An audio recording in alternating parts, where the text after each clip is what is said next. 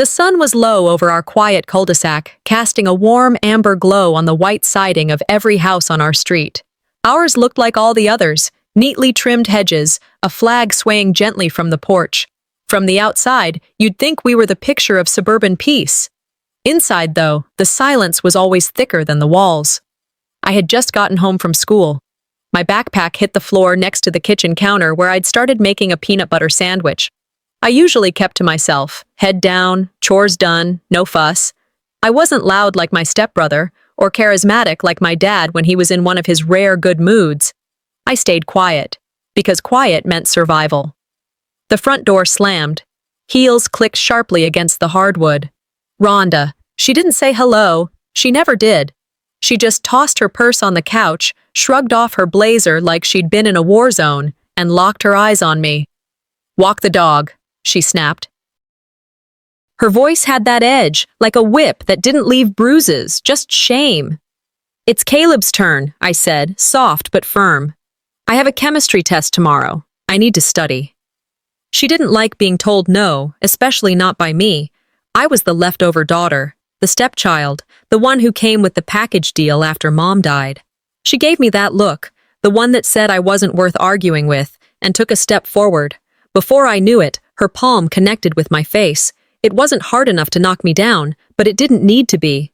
The sound echoed in the kitchen, sharp as a plate cracking. She didn't scream. She didn't even raise her voice. She just slapped me, and then walked away.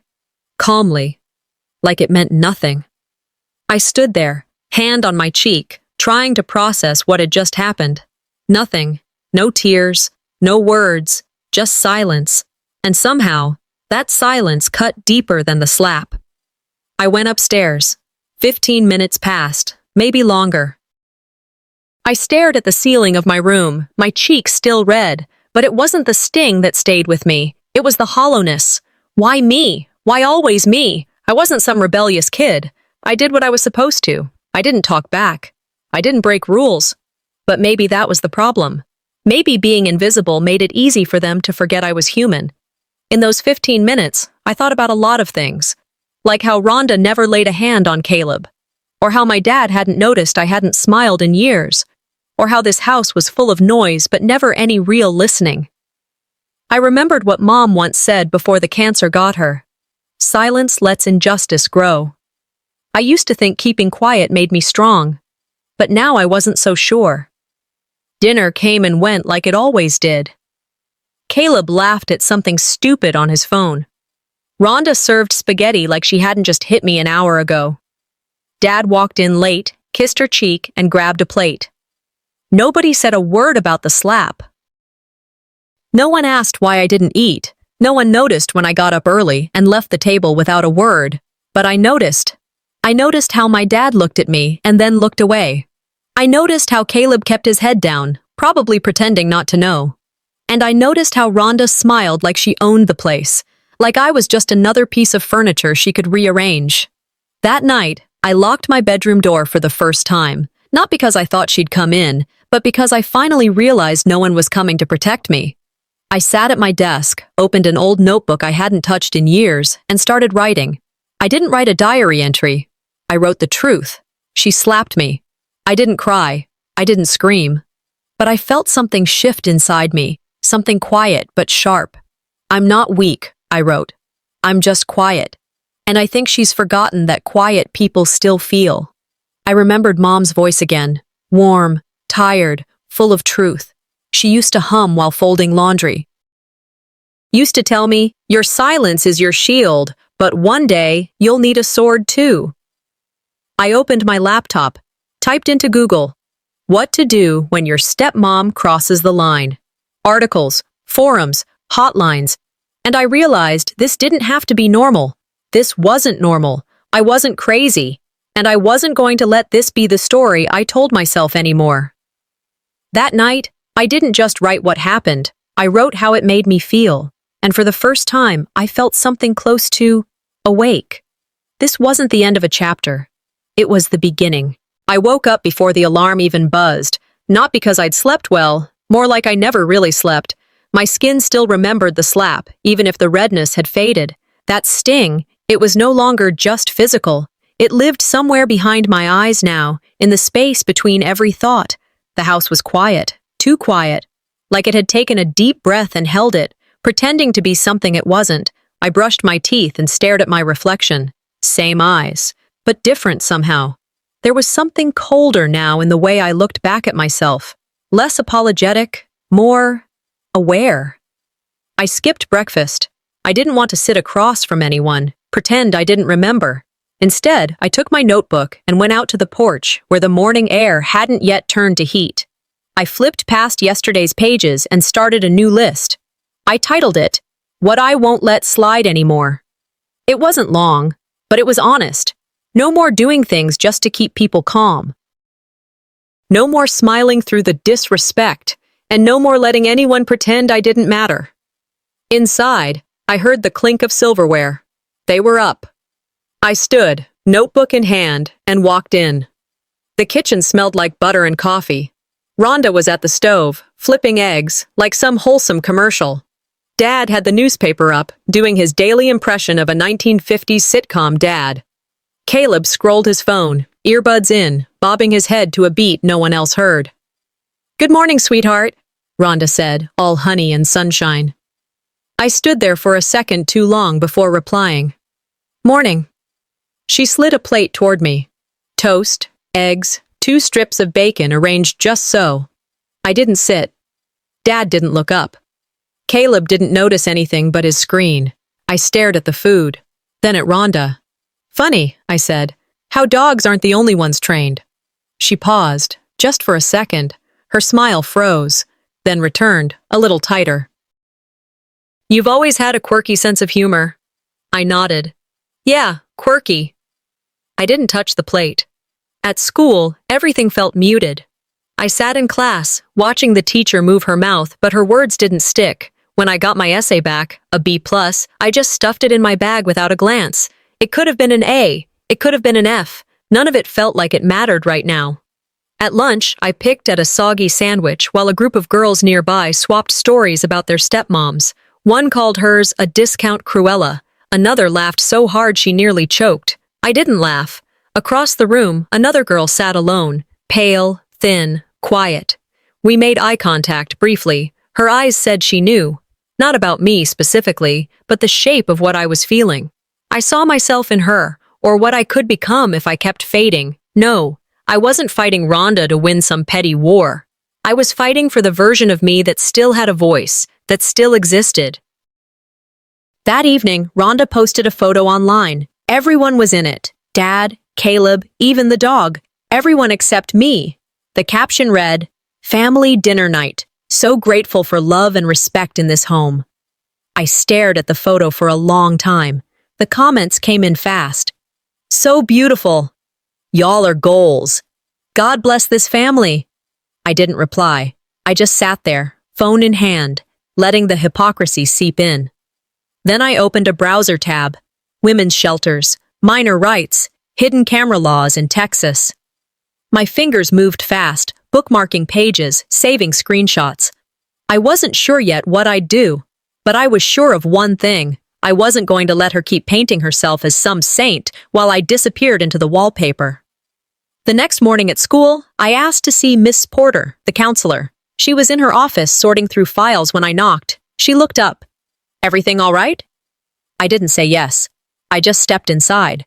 "I just need to talk," I said. She motioned for me to sit. "Go ahead." I didn't dump it all. I wasn't ready for that. But I let pieces slip, small ones, enough to raise an eyebrow. "Home's been off for a while." Her expression softened. "Do you feel safe?" "I think so," I lied. "But I don't feel heard." She leaned forward. "I can't file anything official unless you give me more. But if something's going on, start writing it down. Date it. Even if no one believes it now, your truth matters." I nodded. That was the first time anyone had said those words to me. Your truth matters.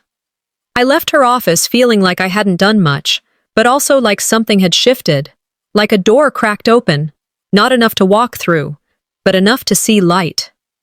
That night, I sat in my room with the notebook again. But this time, I wasn't just listing what not to let slide. I was planning how to catch Rhonda being exactly who I knew she was. I sat in my room, quiet, waiting for something to break the silence. Rhonda had said she was going to a networking brunch downtown. Dad and my brother were gone too. The house felt like it belonged to someone else when I walked past the home office. The door was cracked open just a little. Light spilled across a polished desk. Sterile, cold, designer furniture arranged like props in a showroom. Fake warmth in every corner. Rhonda's warning came back to me, sharp in my memory. No one touches my files unless they pay the bills here. I hesitated, but not because I feared. Because I was tired of pretending fear wasn't part of me. I pushed the door open. The hinges squealed, a sound loud enough in empty rooms. Drawers lined the large desk. One drawer was locked. I knelt and tried combinations. Birthdays, wedding anniversaries, nothing. Finally, I whispered the name of Rhonda's dog. The lock clicked. Something inside released. My breath caught. Inside, stacks of receipts, bank transfers, photos, evidence that Rhonda wasn't just orchestrating home life, she was constructing her legal fortress. I pulled out an envelope labeled Confidential, James Custody Records. My heart raced. I unfolded the paper, and then I saw it, a forged document saying I had mental instability at school, a school consultant assessment, someone I'd never met, someone she had made up, or paid, or both. She's not just cruel, I thought. She's been planning this. I sat back and remembered other moments, the times she thanked people publicly for my ideas, even when she used them, the times she smiled sweet in church or at community dinners, talking about family and unity as if she didn't erase me from the picture when cameras came around. It all made sense now. The PR posts, the silent exclusions, the family dinners she controlled.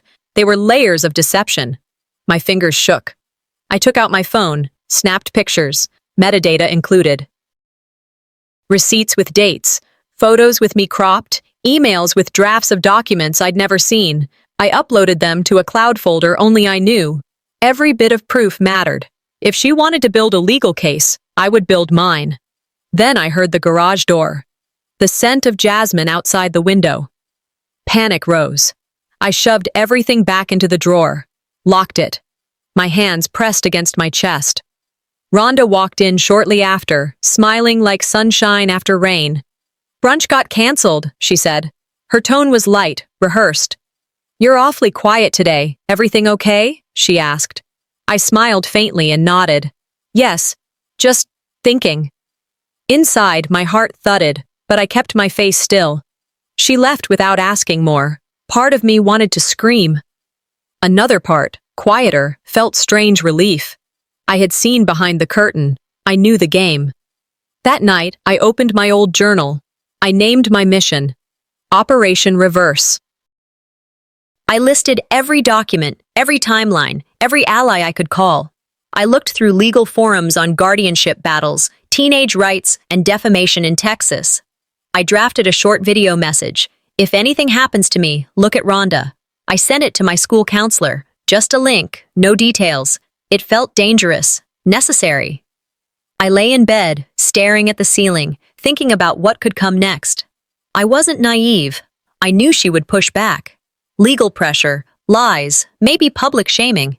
But I also knew that letting this go silent anymore would mean I'd never be myself again. I got home from school that Friday, dragging a tired backpack, my brain still gnawing on what I'd seen in Rhonda's drawer days before. Dad's car was gone. My brother's laughter came from the den, headset on, yelling into his game. Then Rhonda walked in, heels clicking, shopping bags swinging, Saks, Bloomingdale's, Neiman Marcus, her armor.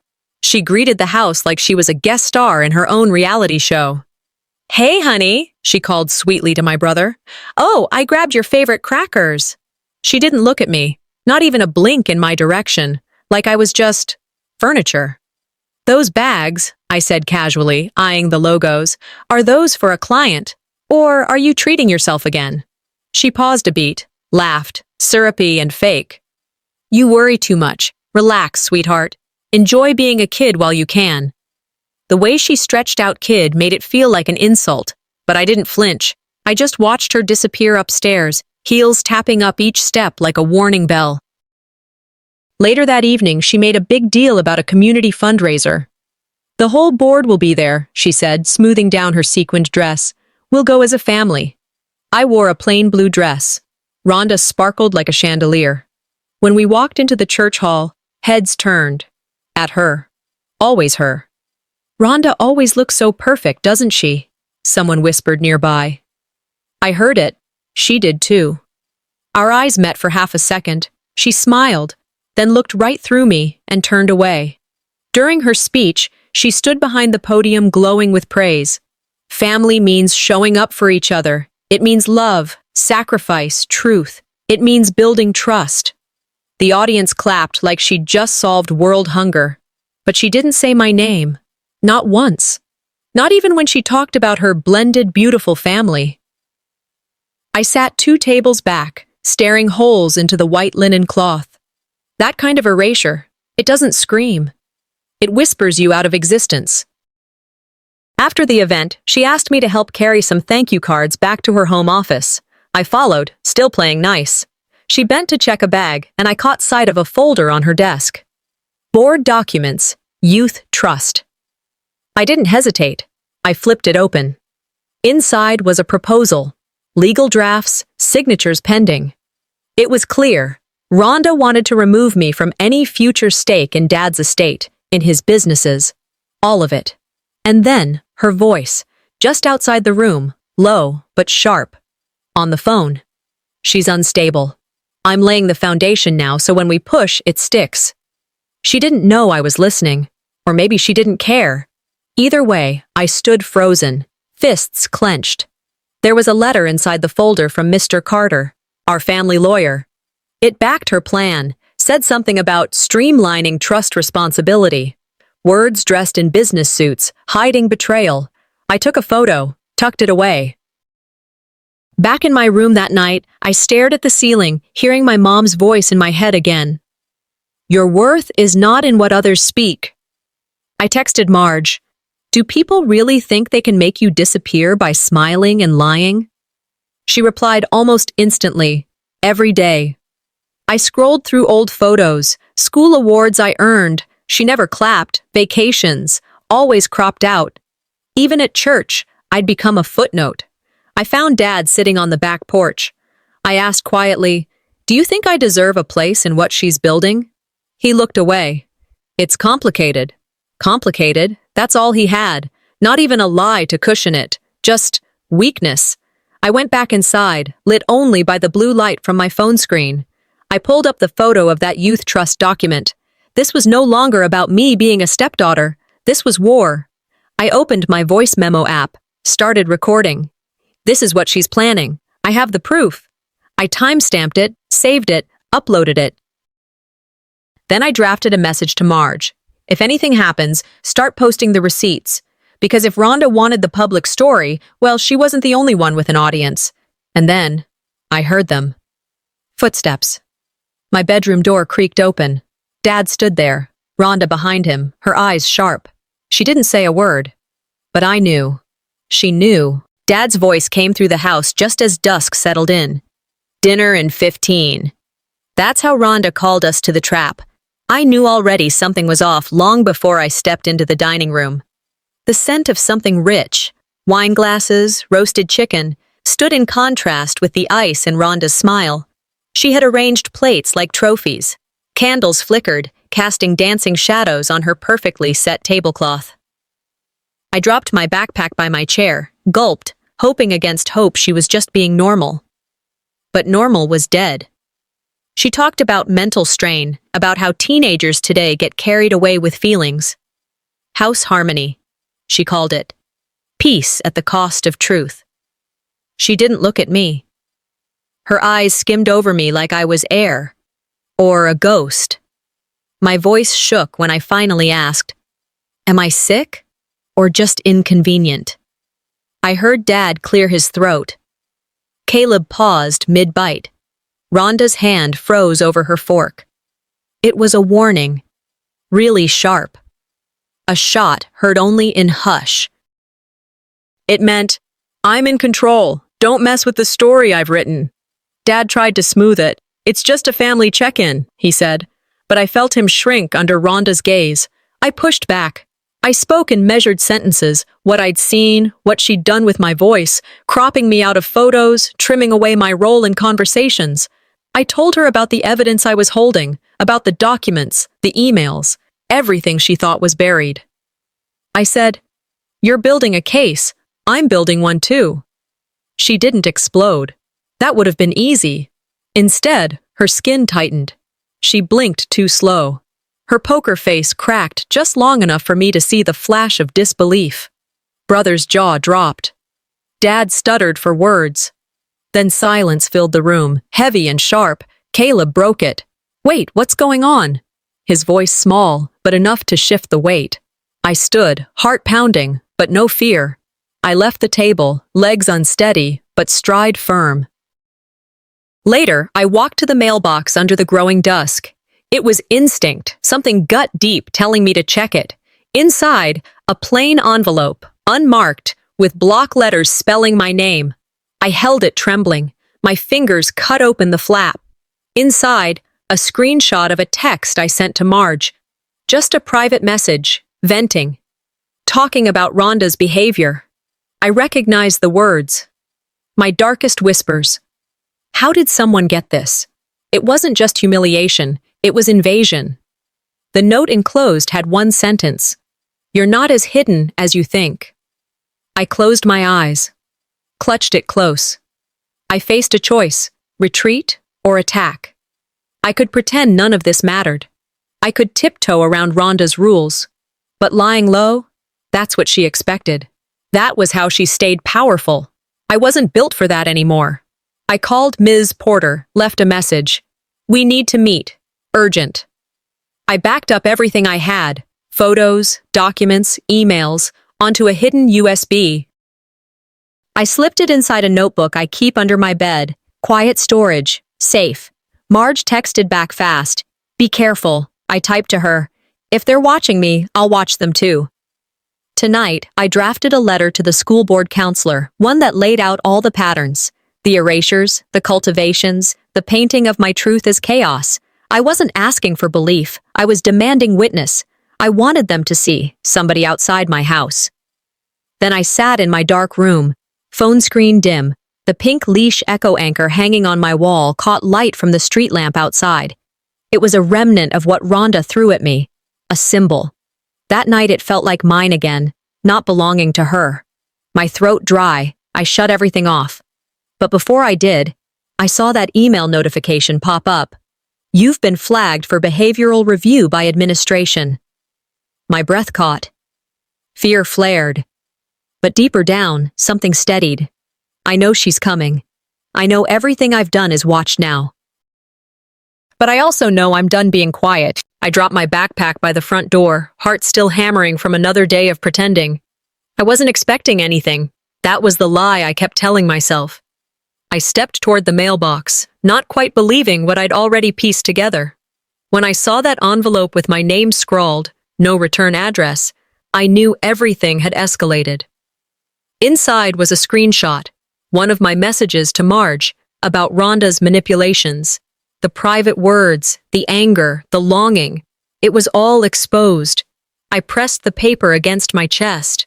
Shock, betrayal, fear. How many times had I believed my safe place was untouchable? That night, Rhonda asked to borrow my laptop for work. My throat tightened. I said no. She left. I waited for sounds, footsteps, locks, anything. When she didn't lock the office door, I slipped inside. My hands trembling, I opened a folder titled Emotional Incident Logs. Receipts, photos from windows, screenshots of texts, and files she'd gathered to prove I was unstable. Every move I ever made was cataloged. I backed up those files, every damn one, to cloud storage, to offline drives I'd hidden before. The realization stung.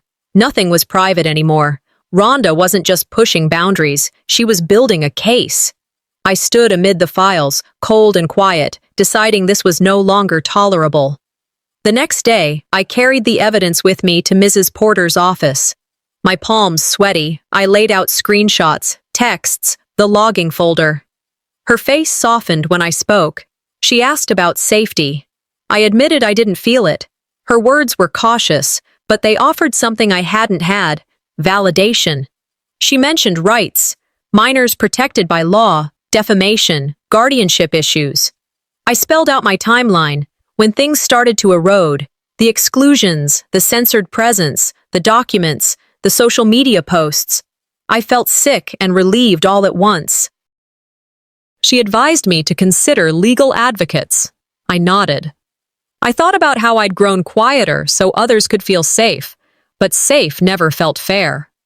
Rhonda's public persona changed subtly after that. She posted messages about family mental health, a staged photo of me holding the dog, smiling together. Caption: "We must care for each other." She scheduled a therapy evaluation too.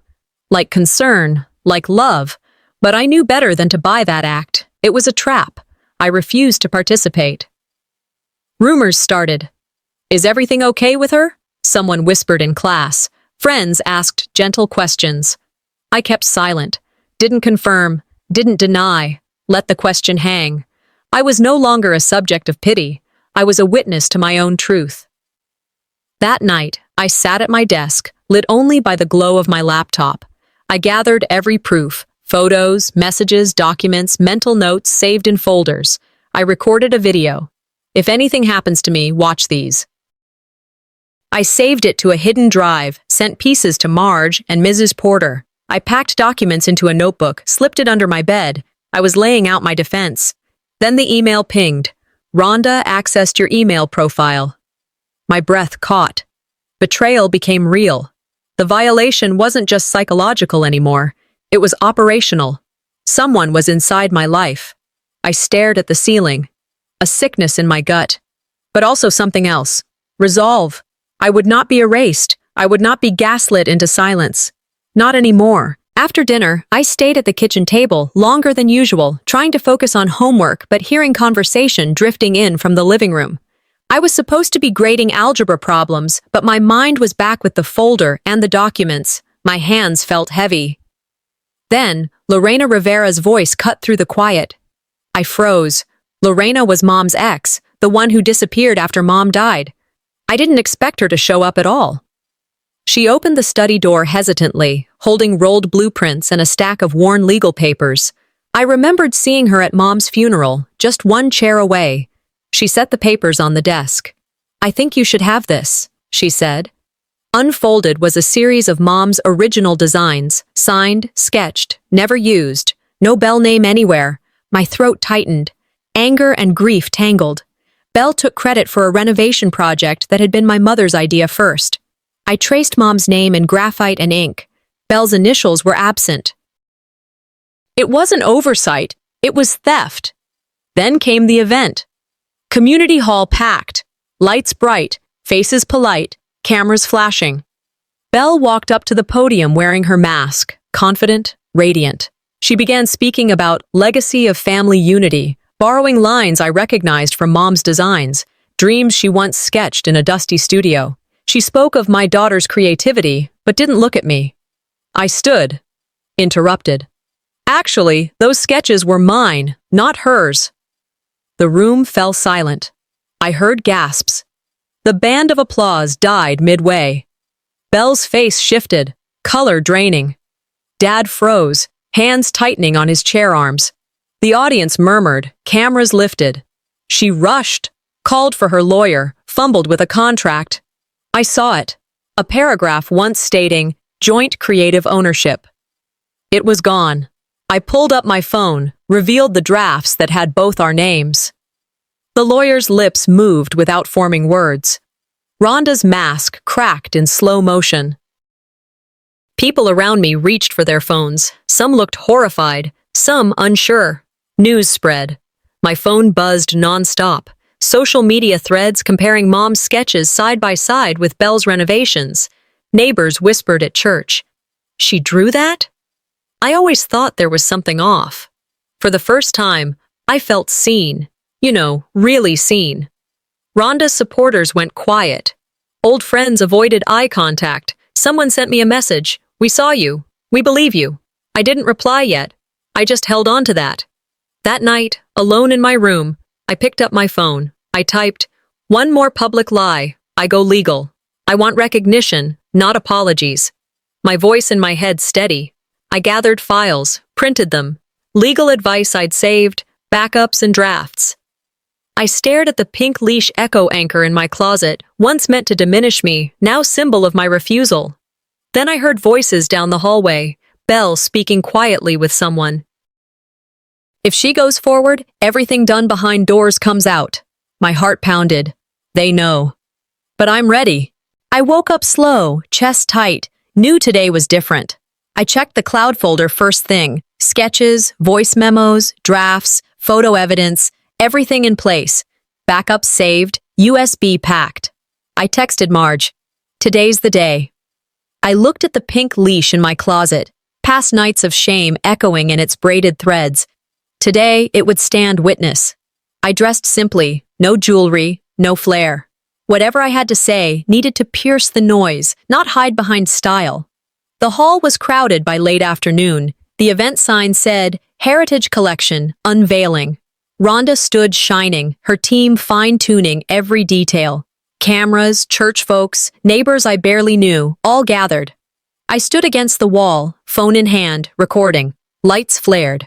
Belle took the stage with that flawless body language she'd practiced. Her first words lifted applause. She quoted Mom's designs like poetry, borrowing phrases I knew by heart. Her voice tremored slightly when she named legacy, creativity, inspiration. That's when I stepped forward, clear voice. "Excuse me, those aren't her designs. They're mine." Click of my phone locked in the moment. Behind her, screens lit up with Mom's original sketches, my hand on the paper, photos of Belle's renovations claimed as hers, upside down and right side, everything I'd saved. Gasps rippled, camera flashes. Some people held their phones high, some shook their heads. Dad's face drained color. My brothers stared wide-eyed. They tried to shut me down. Her team cut the mic. One slide changed, mislabeled photo trying to pin me as dishonest. A voice from the crowd echoed, "She doctored evidence." My breath caught, pulse loud. I held up my phone. "Here are unedited files. Check the timestamps, metadata, every draft." I had to be certain I wasn't speaking blind. The audience shifted. Disbelief, sympathy. Some faces hardened. Some softened. Rhonda's expression flickered, anger, then panic. Afterward, messages flooded in. Friends, my counselor, a local journalist, people sending reposts of Mom's old art, side-by-side comparisons. Rhonda's carefully built image began cracking. Supporters backed away. Donations paused. Event invitations stopped. The lawyer's name started coming up again. Questions been asked. My phone felt heavy with justice, soft with vindication. At home, I sat alone in the living room. No cheering, no fanfare, just silence where lies used to dominate. I took the pink leash down off the wall, wrapped it gently around my wrist for a moment. It wasn't a shackle tonight. It felt like proof that I still owned my story. I closed my eyes, inhaled. For years, I carried shame quietly. Tonight, I carried truth out loud. My chest felt lighter, even though I knew the road ahead would sting. Then, a ping. Board of Ethics filing received regarding creative origination disputes. My breath stumbled. They saw something, might act, but they could no longer pretend nothing happened. Something shifted. I am no longer fading. I wake up to the phone buzzing, notifications from across my world, news outlets, texts, social media posts, creative origination dispute, daughter claims designs, stepmom controversy. I don't open every message, just enough to feel the tremor of change. Dad knocks at my door, hovering. His face isn't angry. It's a mix of regret and helplessness. He offers nothing more than a nod. I accept it. Belle is nowhere in the house. Public appearances canceled. I walk over to the wall where the pink leash hangs.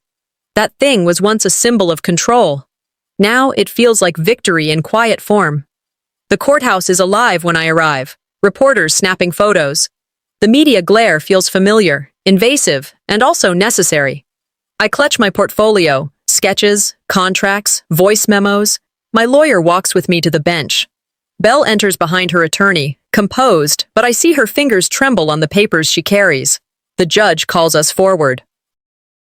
Belle's counsel stutters when asked to respond. Evidence is laid out. Metadata timestamps. Mom's sketches signed, my drafts. I stand. Voice steady. I did the work. I preserved truth. The courtroom holds breath. I watch Belle's expression crumble. The contract formerly holding me out strips bare. I feel the hush electric, sharp as glass. When the verdict comes, the judge acknowledges my original designs. Belle is ordered to pay damages, partially, for misattribution. It's not everything, but it's enough. Reporters lean forward. Flashes explode. In the hallway, neighbors whisper. Churchgoers approach me. I always thought something was off. Dad watches from the side, conflicted. He doesn't embrace me, but his eyes, wide, moist, say what he cannot speak. Belle slips away. Avoids eye contact. Her PR team works damage control. Supporters shrink. The public image she built starts to tilt. Back home, Dad finds me in my room. He says, I should have listened sooner. I don't need full apologies, just acknowledgement. I say, I didn't expect everything to change, just wanted to matter. Marge shows up with a bag of cookies, the simplest kindness. We talk about what's next. Maybe I'll apply for my own fund to produce art, maybe legal classes. Hope mixes with old hurt, the kind you carry in splintered pieces. That evening, I write in my journal. I am not invisible anymore. I record a video. For all those who felt erased, you matter even when no one sees. I take the pink leash off the wall. Frame it. It's no longer a badge of shame, but a trophy of survival. I look ahead. Maybe law, maybe advocacy, maybe art. Whatever direction I choose, I know truth is my anchor. Then a ping from my phone. Email from Belle's team. Settlement proposal. Terms you may want to consider. The fight isn't over. But lines are drawn, and I won't cross them this time.